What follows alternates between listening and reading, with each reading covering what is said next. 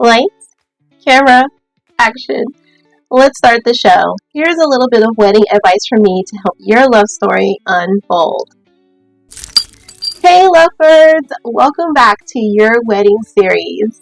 We are in episode 3, or season 3, episode 7, and we are talking about wedding dress shopping. I know that most people call it a wedding dress. I'm going to talk about the difference between a dress and a gown, as well as what to bring when you go wedding dress shopping and who to bring when you go wedding dress shopping. Who is paying for the wedding dress? So we're going to answer those 3 questions in today's episode. Okay, so when it comes down to getting a feel for the wedding dress itself, many brides will go online and look at silhouettes. They will look at different dresses, and they may even start understanding the names of the dresses. You can even look in bridal magazines. So sometimes if you pass by a wedding store that has lots of wedding dresses and things in it, accessories and all the goodies, you might even see a bridal magazine. I know that it seems like, wow, that was decades ago, but no, they still actually do exist. So that's another sure way to look at silhouettes is by looking into a bridal magazine. But if you want to go online, all you do is type in wedding dress styles or wedding gown styles. Now let's talk a little bit about what the difference is. To me, my definition of a wedding dress is a dress that you can pretty much wear again anywhere, okay? Depending on the, accessories and things like that, I think personally that this is a dress that you could wear anywhere. It's a white dress. It could be the same dress in black and it looks the same to me.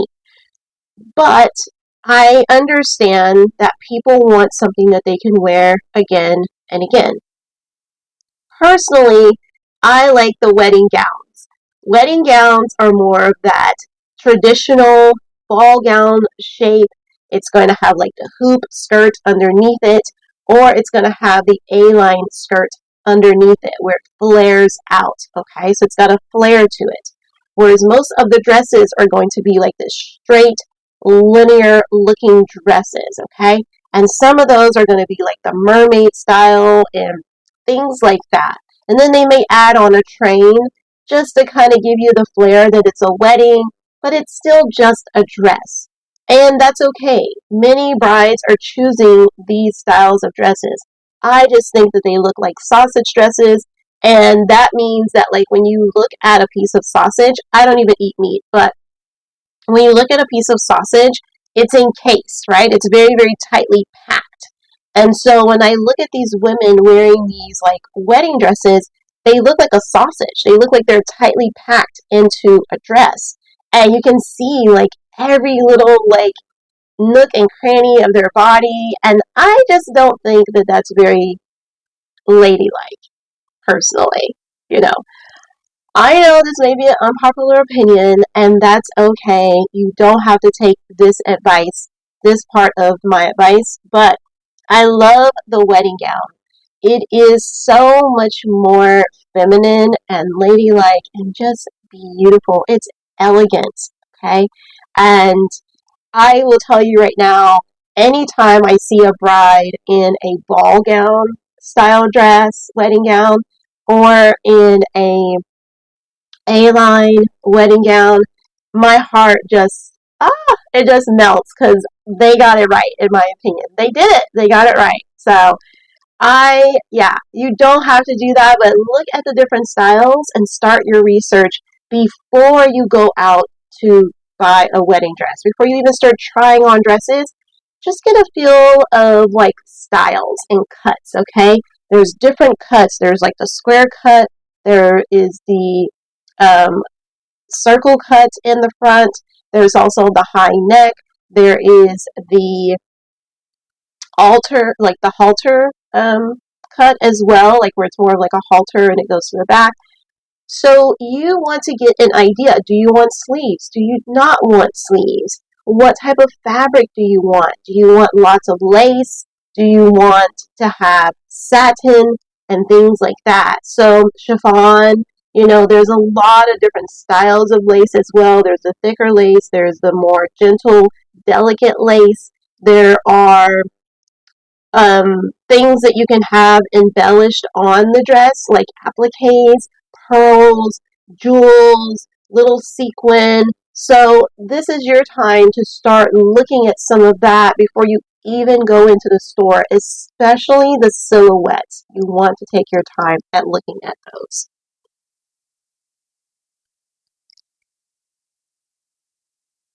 The next thing you want to think about is, do you want a brand new dress? Do you want a brand new dress from the store, or do you want an old dress, a hand-me-down, either from your family or from a thrift store? This is going to be up to you. I did a video on the most, I'm trying to think of it right now. I can't think of it, but it was the most important way to find a wedding dress that a lot of people are missing. So it's a really, really good video. It's the top secret on how to find your wedding dress. And so go back and watch that video. It's really, really cool. And if you don't want to look through my videos, just type in top secret way to find your wedding dress and then put your content creator. And then it'll pop that video up, okay? Just type that into search. And so on YouTube. And let me tell you, it is a lifesaver to find like the secret, because a lot of people think they have to spend a lot of money on a wedding gown or wedding dress, and you don't. You don't. So you could get a hand-me-down that's from maybe your mom, your grandmother, or maybe even your future mother-in-law, or your future grandmother-in-law. Keep these options open, because like I said, it's very expensive, but then you could go and you can have it altered. And alterations, I know that in most cities they do charge quite a bit, but if you start asking in some of the social media groups, you'll find some people who work from home who do just as good a job as those who have like a brick and mortar walk-in shops, okay? So you will be able to find somebody that can help you to alter your wedding gown. Now let's move on.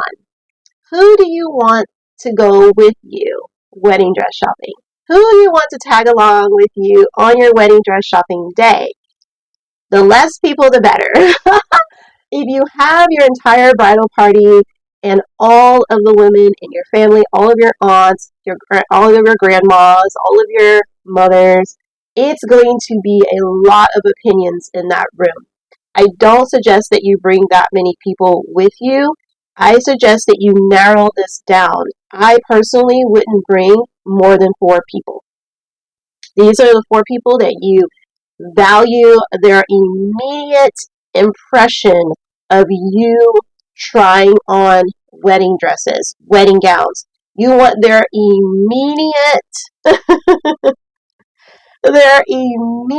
impression, okay? So the reason why I say immediate is because we could get into the whole, oh, well, I don't know. I mean, if you like it type of thing. And that's not what we want. I mean, obviously we do to an extent, but we also want, we're looking for a reaction. Let's just be real about it. We're looking for people to have something, whether it's, no, that doesn't look too good on your figure, or let's try it with sleeves or without sleeves, or just something. They have an opinion about dresses. So maybe pick someone who's really into fashion, who cares about how they put themselves together. And the reason why I say that is because this is your wedding day. This is your wedding day, and you want to look the best in the room. So go with people who care about how they look, okay? You don't want the person that's the most frumpiest in your family coming with you to go look at dresses, because they're really not going to care. So they're not going to care. So you want somebody who does care about how they're putting themselves together, as well as they may have a sense for fashion, okay? So just remember that. You don't want to bring too many people who may not have your best interest at heart here.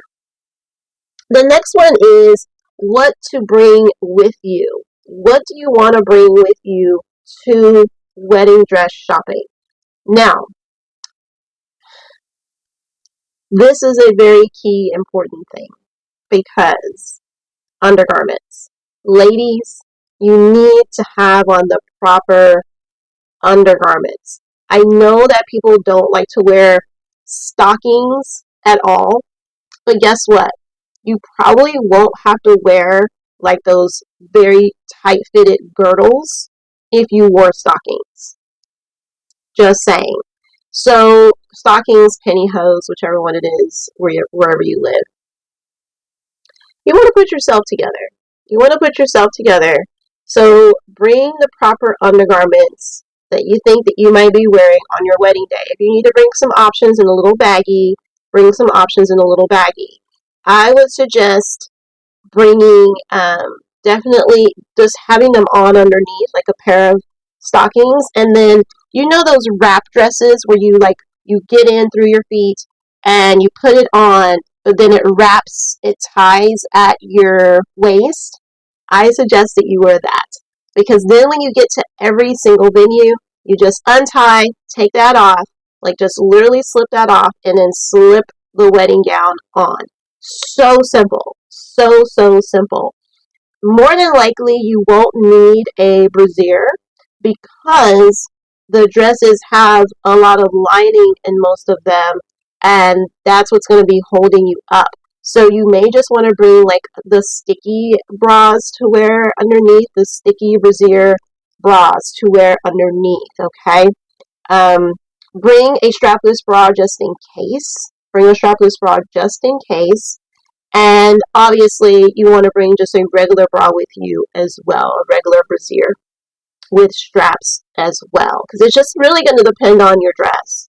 It's going to depend on your dress, okay? Now, when it comes to your hair, try to already start envisioning, do I want my hair up? Do I want my hair down? You're going to be trying on lots of dresses that day, so most ladies, they will just go with their hair up automatically, so it's easier to just get the dresses on and get them off. But you do want to give yourself a sense of, what is this going to look like on my wedding day in this dress? So if you think you're going to be wearing your hair down, you could just wear it clipped up to the store, and then once you put on a gown, you unclip it, let that hair down, and then kind of see yourself in what you're looking like in the dress with your hair down, okay? So, yeah, you want to be thinking about what you want to bring. I wouldn't bring too much excess stuff. Like, you don't need to bring too much extra. Just bring a little bag, something small, a few things in it, as well as easy access to being able to get your outfit on and off. So something simple, as well as a pair of tights, stockings, or pantyhose. I would already have those on. I'd have on the sticky bra or a strapless bra, and then just go from there. Okay. Now, I know that a lot of people are going to get their makeup done on their wedding day, but if you're going for a natural look, like something super, super natural, then why not take the time to that morning get yourself in like a natural makeup? If you want to do something a little bit more glam, then maybe put some elements of that to that day. Say, like, if you wanted to do a nude lip, then wear your lips nude that day, or a lip gloss, or whatever it might be. Or if you wanted to do a pop of color with a red lip or a pink lip, go ahead and do that day, because you'll get a feel of like wearing that dress, that wedding gown, while you're in, a little bit of makeup, that shows that off. So it just gives you more of an idea of what, it could look like on that day. Now, while you're at, let's see if I have it. While you were at your dress shopping, they will more than likely have, I don't think that I have it in here. I don't think I have it in here. No, I don't have it in here, you guys. I'm so sorry. I don't have it, so we'll just use this as an example.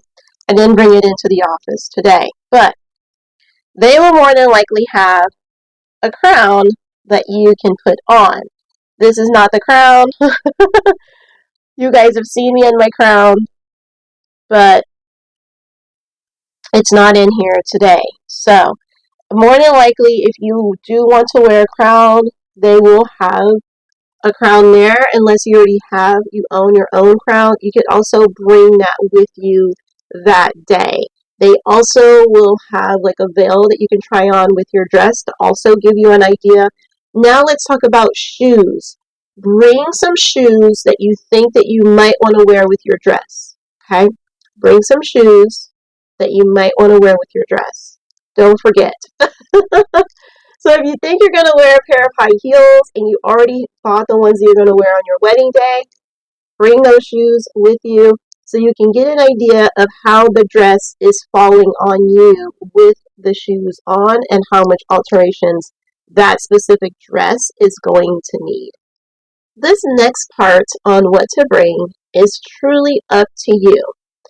But a lot of people will want to take a video or a picture of you in each and every dress. And that's because they want you to be able to afterwards go back and look at these pictures or look at these videos and say, okay, this was really the one, this is how you felt in it. This was your initial reaction in it. This was our initial reaction in it. And so somebody is going to want to take pictures or video. Now, if I were you, I would go ahead and hire a content creator. You're a content creator. Hey.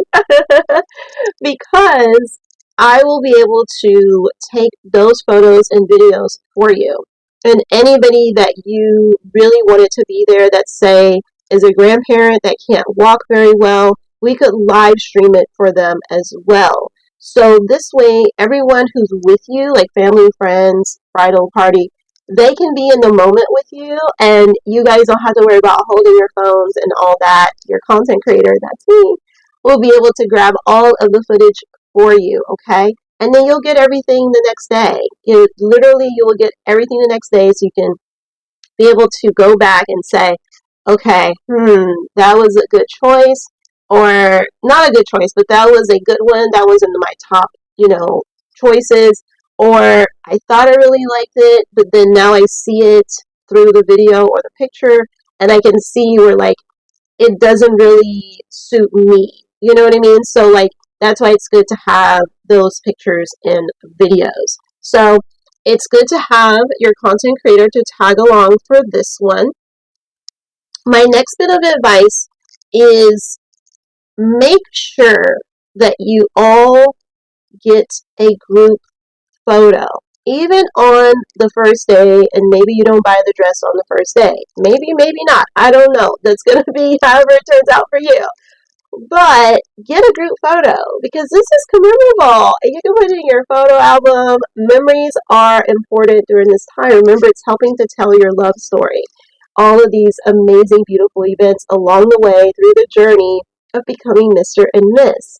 So make sure that you go ahead and you grab a group picture, and that way it is to help commemorate that day.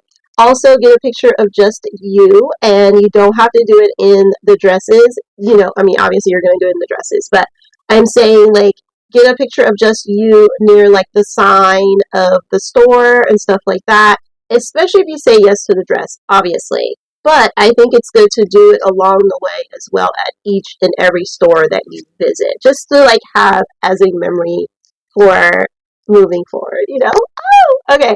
So make sure that you do that. Make sure that you have a cute backdrop in the back for the picture. So don't just try to find something in the store that commemorates the store that you were there, right? So if they have something that has their name on the wall, or if there's a certain style of dresses that you really, really like, and so you guys want to stand by those, or maybe even you have to step outside to get that sign in the backdrop for those pictures, okay? So don't forget to do that, and then go home and print that out for your photo album. My next bit of advice is sleep on it. I don't think you should buy your dress as soon as you see it. I know that the store will tell you differently, and they will be like, you know what, you got to get it today. If you don't, it might be gone next week. They're going to pressure you. They're going to pressure you.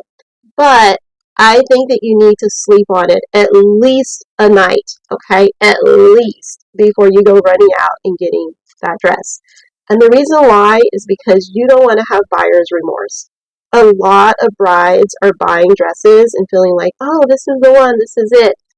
And then later on, they're like, why did I get this? And that feeling either comes like right after and they can't take it back because they don't usually take those dresses back, or it comes on their wedding day and they don't even like what they're in. So take your time. There's no rush to get your dress. I know that there's a lot of timelines out there that are like, oh, you got to get it, right now, like 10 months out.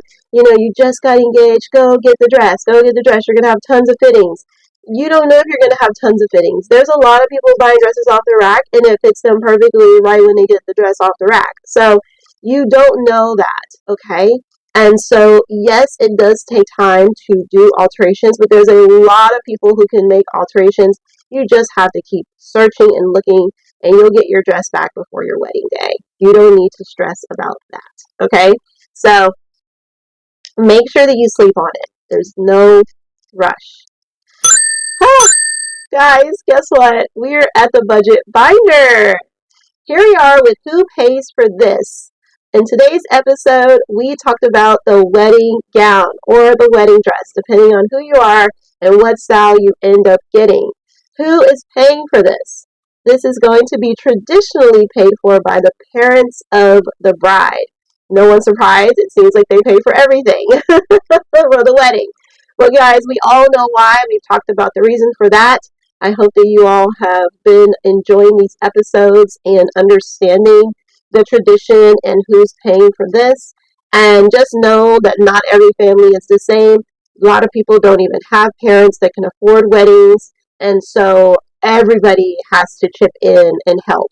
But traditionally, the parents of the bride is who is paying for the wedding gown or the wedding dress. We are now at our segment called Be My Guest.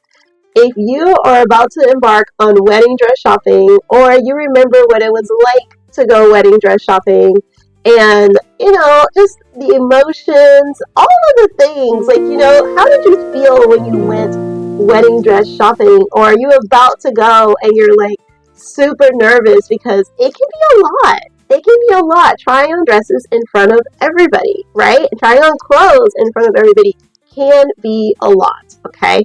And for all the different reasons that you may have, it could be a lot. But if you would like to be on your wedding series podcast and tell your story, I want to hear it. What has it been like for you to go wedding dress shopping, or what was it like to go wedding dress shopping? If you haven't yet got to that point in your wedding, but you still want to talk about, oh my gosh, like you're just feeling nervous or you're feeling excited about it. Either way, I would love to have you on the series. And the way you do that is by sending me an email first, and then we will get a chance to talk. I'll send you some interview questions. You'll see if you like those. And then we'll do a little video call. I'll record the video call, and then we will showcase it here on your wedding series podcast. Now, the way you do that is by starting that conversation with me through email at yourcontentcreator@yahoo.com. And guess what, lovebirds? You know what I'm about to say.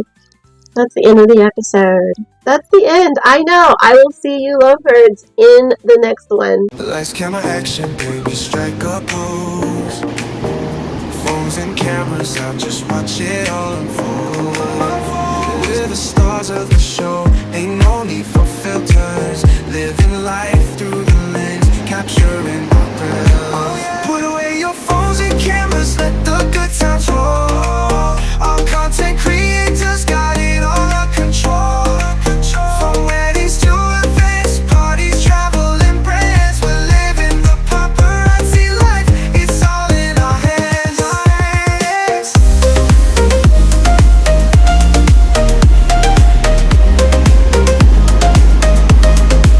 Lights, camera, action, we're ready to go. We're professionals, don't you already know? From TikTok to Instagram, we're taking the lead. Content creator, we're planting the seed. Get ready. ready for the social media explosion.